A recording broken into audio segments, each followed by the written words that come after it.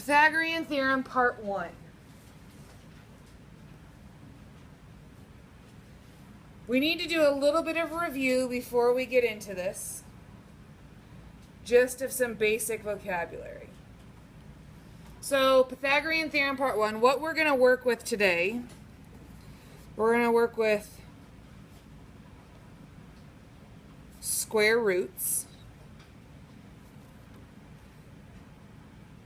or just singular square root, I guess is better than roots.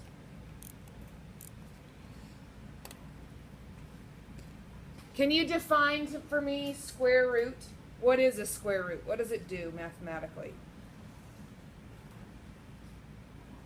What is a square root? I'll give you a hint. The square root of 25 is 5. The square root of 100 is 10. Dylan, what does it do?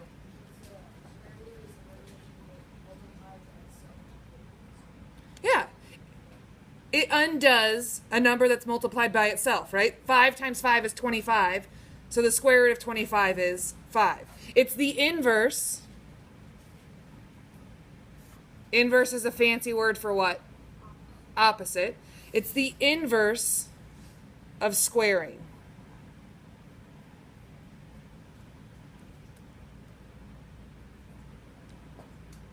And for example, 5 times 5 is 25, right? I'm going to write that using a square. 5 squared is 25. So the square root of 25 is 5. It undoes something times itself. So square root is the first thing you need to remember. And the second thing you need to remember goes back to about 4th grade.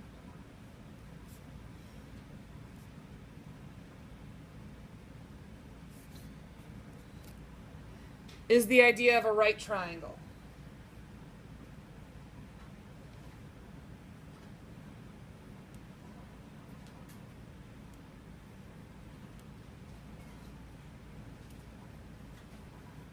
Who can tell me about a right triangle? Right triangle, Vince? A right triangle is a triangle With a right angle. It's a triangle. For those of you that need more than just the word triangle, a 3-sided object, right? Closed shape. Most of us at this point in time know what a triangle is, right? So a right triangle is a triangle with one 90-degree angle.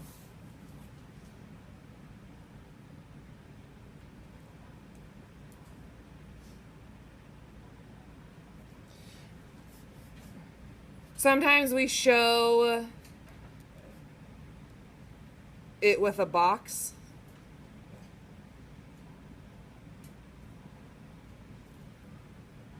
Right, that box in the corner means 90 degrees. My triangle leaves a little something to be desired, but it is what it is.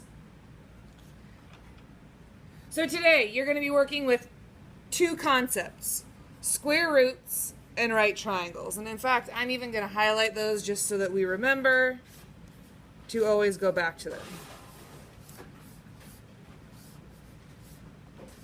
Those are the 2 main ideas. And, I mean, really, nothing new.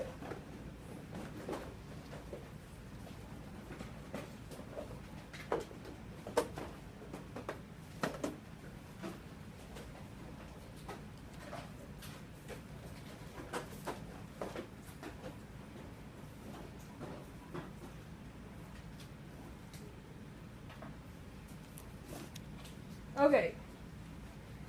So the whole deal about today is this thing called the Pythagorean theorem.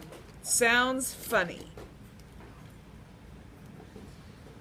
But the Pythagorean theorem is only used for right triangles. So we have a few more vocabulary terms that go with right triangle. The first vocabulary term today that you need to remember is called a leg. So under a right triangle, every right triangle has what's called a leg. Really, it has two of them.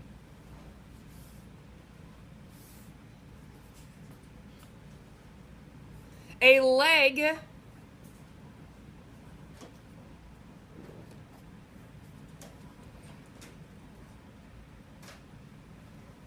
are the two shortest sides in a right triangle.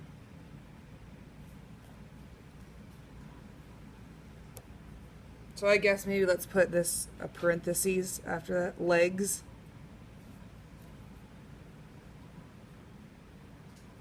The legs are the two shortest sides in a right triangle. We can tell that they're the legs because they make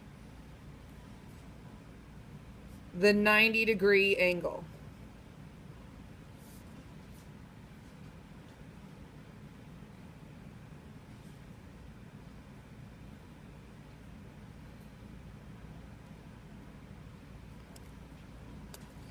Legs are the two shortest sides in a right triangle. They make that 90-degree angle.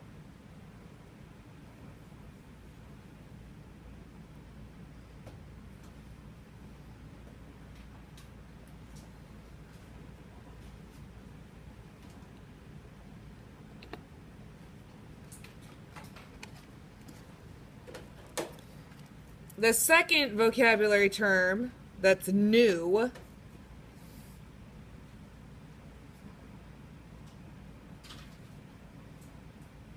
hypotenuse. Hypotenuse.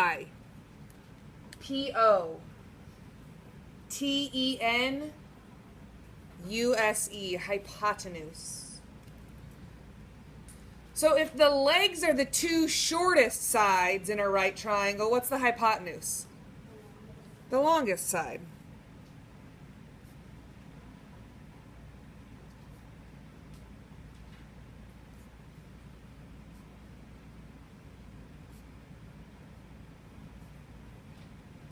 It's the longest side in a right triangle. It's across from the 90-degree angle. It's not touching it, it's across from it.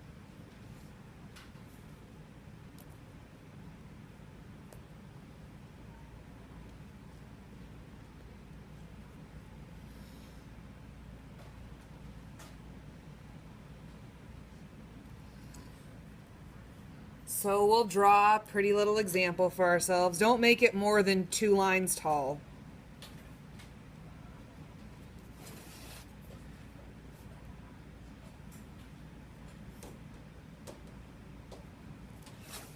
Right?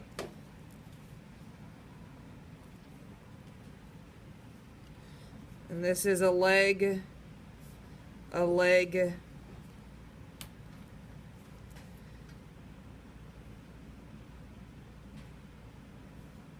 and a hypotenuse.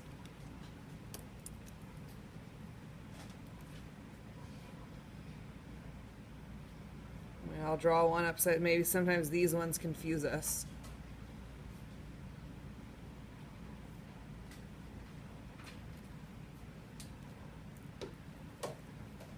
We have a leg,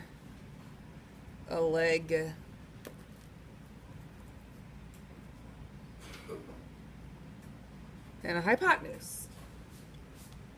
So basically all we've done so far is learn 2 new definitions. Leg, which is the shortest sides in a right triangle. There are 2 of them. They make that 90-degree angle. And hypotenuse, the longest side in a right triangle. It's across from the 90-degree angle. So 2 new vocabulary words.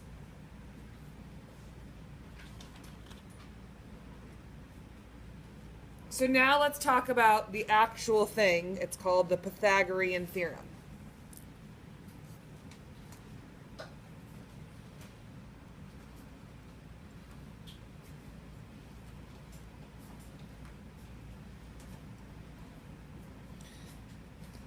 The Pythagorean theorem.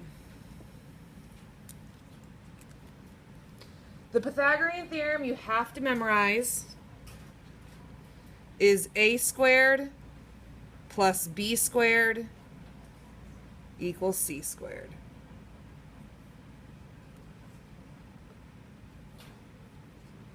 A squared plus b squared equals c squared. That's the number one thing that you memorize. That's the formula. Now, if I asked you, what does the Pythagorean theorem mean? It's the sum of the squares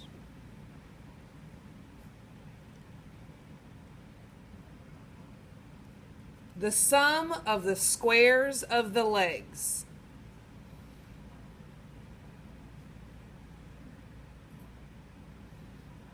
The sum, add, the squares of the legs. A and B are the legs. Equals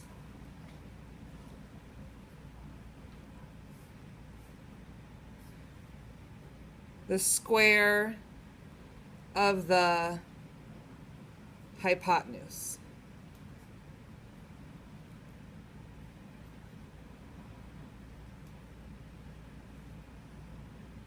The sum of the squares of the legs equals the square of the hypotenuse.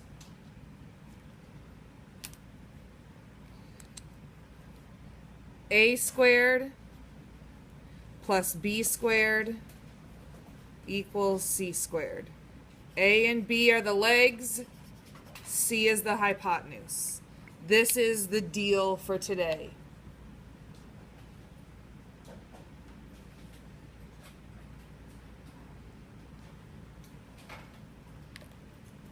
In this formula, A and B are the legs, C is the hypotenuse.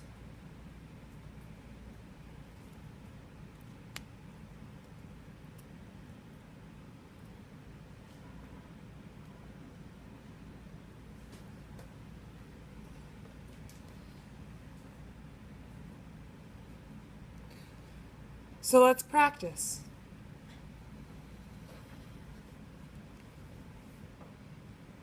Is 24, 25, 7 a right triangle?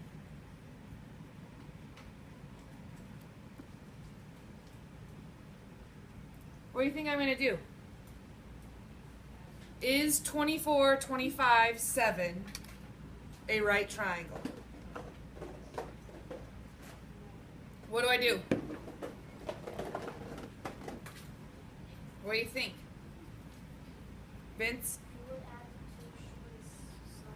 Okay, so I'm going to add some of the squares of the legs. So I have to find the two shortest sides. What are the two shortest sides?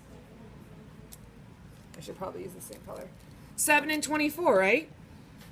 I always like to make my A value the shortest side, my B value the medium side, and my C value the longest side.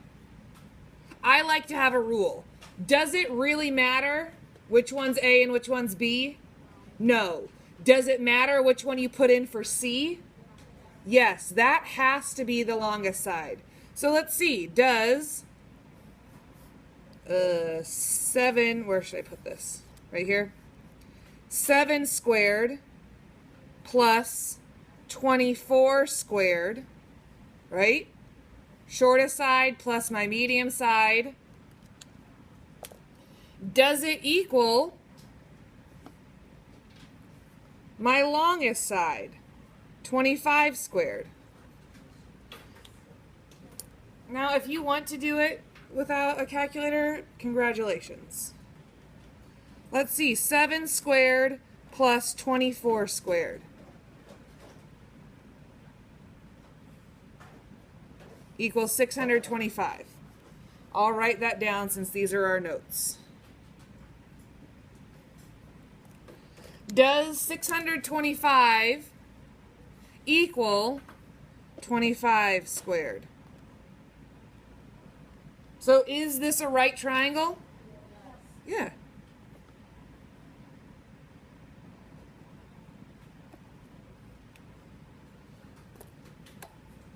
Try another one.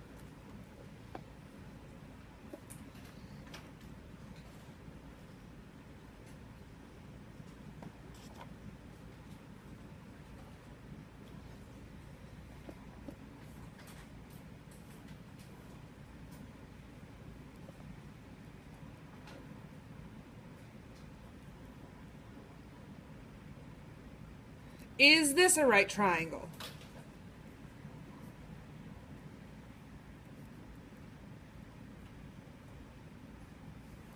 I know it looks like one, but now we've gotten into a level of math that we can't just assume just because it looks like one it is.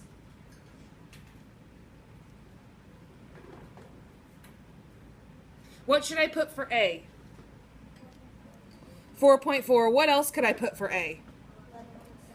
I can flip-flop these two. It does not matter which one goes where. You're going to get the same answer. What has to go in for C? 12, the hypotenuse, the longest side. 4.4 squared plus 11.7 squared. Does it equal 12 squared?